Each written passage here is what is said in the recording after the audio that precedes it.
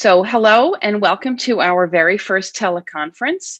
Today's topic is vertigo, brought to you by Northern Westchester Hospital.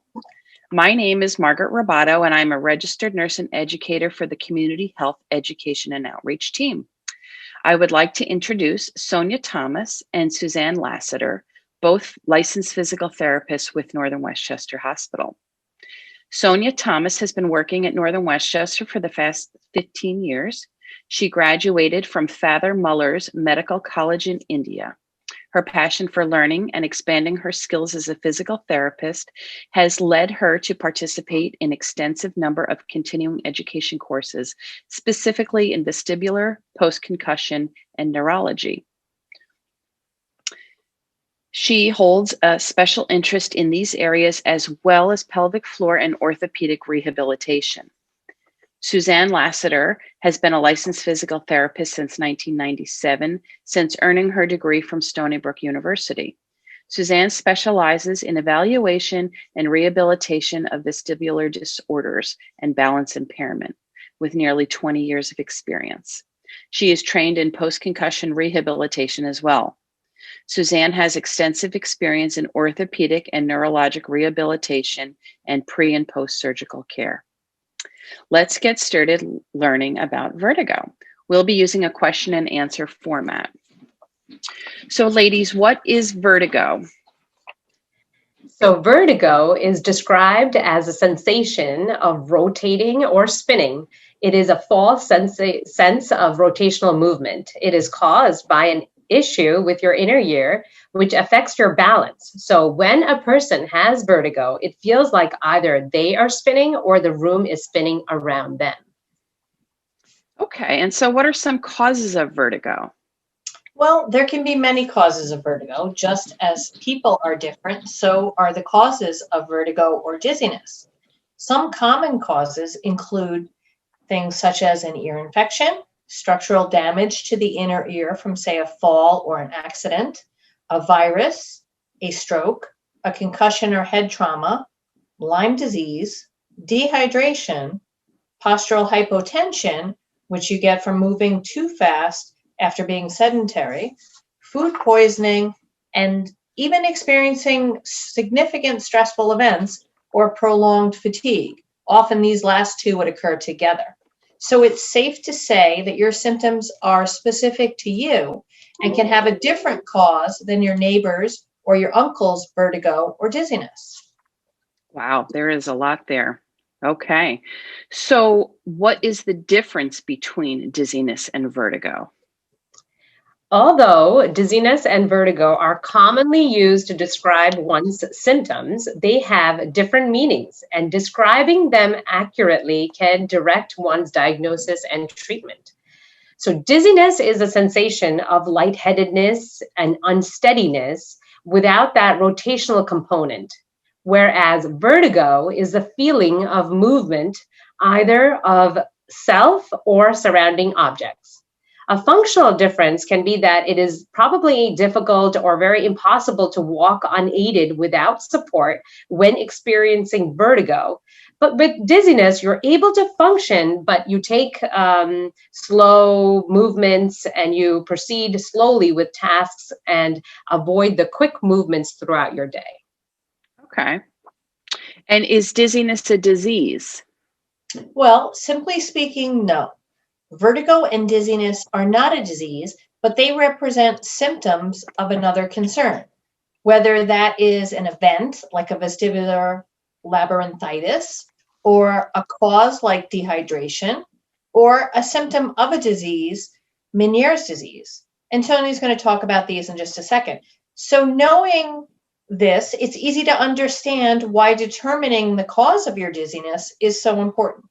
So Sonia is going to talk about some of these and let us know how to treat them. Okay.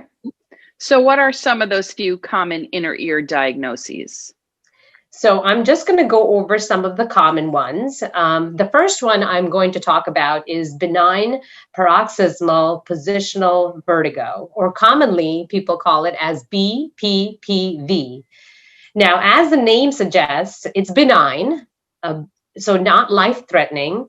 Paroxysmal, so it comes in sudden, brief spells.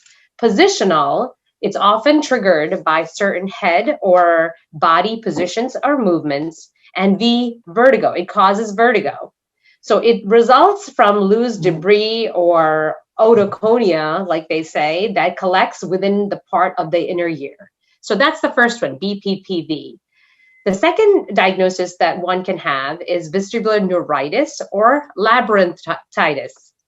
And the vestibular neuritis, it's an inflammation of the nerves connecting the inner ear to the brain and is often caused by viral or bacterial infection. It is associated with balance difficulties, whereas labyrinthitis is an inflammation of the fluid-filled tubes and sacs that provide hearing and balance. So that's also caused by a bacterial or viral infection. And in labyrinthitis, it results in hearing changes as well as dizziness or vertigo. Okay. And the last one is Meniere's disease. So Meniere's disease, it involves the abnormalities in the fluid within the inner ear. So the exact cause and reason is unknown, but common symptoms in Meniere's disease include fluctuating hearing loss, fullness or ringing in the ears, dizziness, vertigo, increased ear pressure, and balance impairments. So those are the common ones. Okay. It's quite a mouthful. Is dizziness or vertigo a sign of something serious? Well, it can be a sign of something serious, and that's why it's so important to address it and not wait until it goes away. It's important to discover the cause of dizziness or vertigo to determine how to get rid of it and what medical treatment might be necessary to do so. Because there's a wide range of causes of dizziness, from say either a stroke to positional vertigo or food poisoning, you should always contact your doctor or go to an urgent care to rule out a potentially dangerous problem. But it may be something as simple as dehydration or low blood sugar, but it's always better to be safe than sorry. So a good rule of thumb to follow is that if you're experiencing any of the following, such as chest pain, intense headache, numbness or tingling, or weakness in any part of your body, visual distortions, blood pressure fluctuations, or a change in your brain function, you should definitely go to an urgent care or an emergency department at a hospital just to be on the safe side. Absolutely. Okay. So who should you see if any symptoms of dizziness or vertigo occur? So if you are experiencing the symptoms of dizziness or vertigo, it is important to quickly consult your doctor. Your primary care doctor is a good place to start. Your primary care doctor, and depending upon your individual symptoms, they might refer you to the emergency department or to an ENT, who is the ear, nose, and throat specialist, or they sometimes call ENTs as otolaryngologist.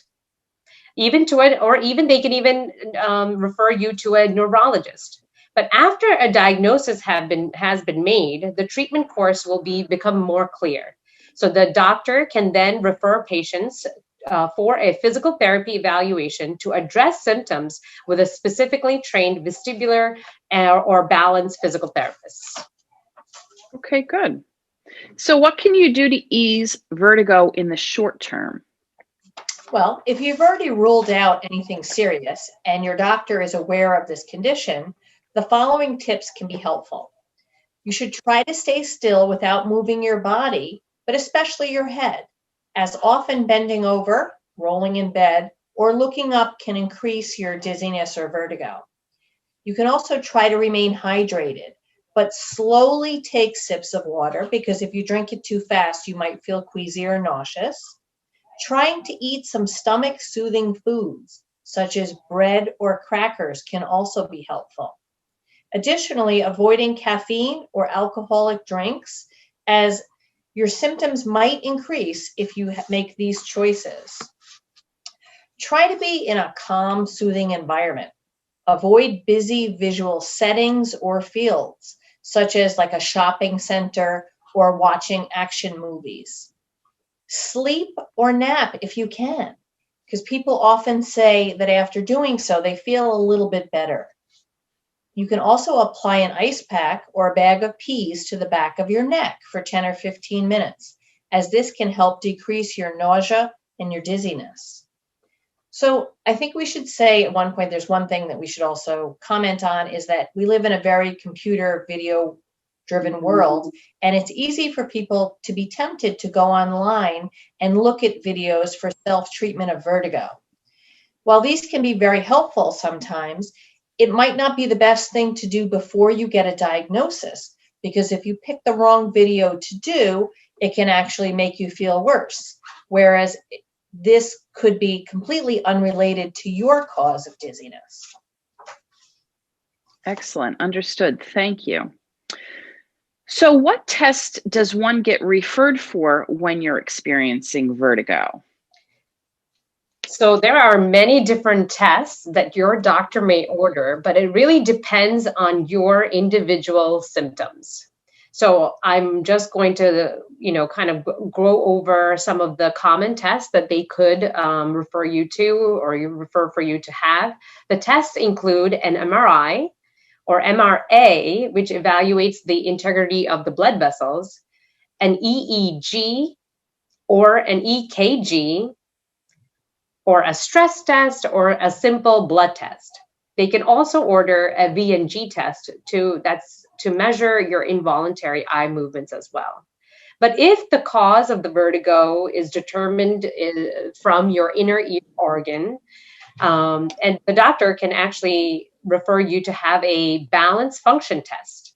So some of the tests that they do in the battery of within the balance function test one is the rotary chair. So it evaluates how well the eyes and inner ears are working together. So this is a good way for your doctor to determine if both of your inner ears have decreased function. Another test that they might do is the posturography test. So it tests how one uses the vision, the touch sensation, or your proprioception and inner ear organs to maintain one's balance. The other one is a VNG or an ENG test. This test indicates whether both inner ears of balance are equally strong. So parts of the test may include maybe evaluating the movement of your eyes or using changes in temperature to stimulate that vestibular system. Another test that they will refer you to do is the VEMP test, which provides information regarding certain inner ear organs and associated nerves, whether they are intact and functioning normally. And last but not least, they will refer you to have some hearing tests done. So this is an important part of the various tests that they do because the inner ear contains both hearing and balance organs, and it is usually performed by an audiologist. Okay. And what are some special tests that the physical therapist may do? Well, your doctor or a trained physical therapist may perform something that's called a Dix-Hallpike test, which involves lying you down with your head turned in certain positions. This technique can help determine if you have BPPV. So we don't recommend that people try this on their own, as it's difficult to assess your own eye movements because you can't see them. And it may make you feel worse if you try the wrong side or this is not the cause. So at a physical therapy vestibular evaluation, the PT will do this testing with you, as well as assessing your balance reflexes, including tests of your vestibular ocular reflex and your ocular motor function. All of these contribute to a stable balance system to aid in the elimination and reduction of your dizziness and vertigo. Okay. And so what's the difference between a neurologist and a neurootologist? So a neurologist is a specialized doctor in the evaluation and treatment of nerve and brain disorders. But a neurootologist or otologists are board certified ENT or otolaryngologists who provide medical and surgical care for patients, both adults and pediatric, with disease that affect the ears, the balance system, and related structures of the head and the neck. Okay. So where can one get help for their dizziness or vertigo problem? Well, as it may be clear by now in this presentation, your primary care doctor is the place to start. They will decide what tests you need, if any, and may even perform a Dix-Hallpike test in their office. Or if you need another type of doctor before going to a specially trained vestibular physical therapist, typically here at Northern Westchester, we start with the registration process that schedules you for a vestibular physical therapy evaluation. And then after this, people return to our clinic for a number of visits to continue and complete their treatment. And we always give a home exercise program that people perform every day to help with their vestibular conditions.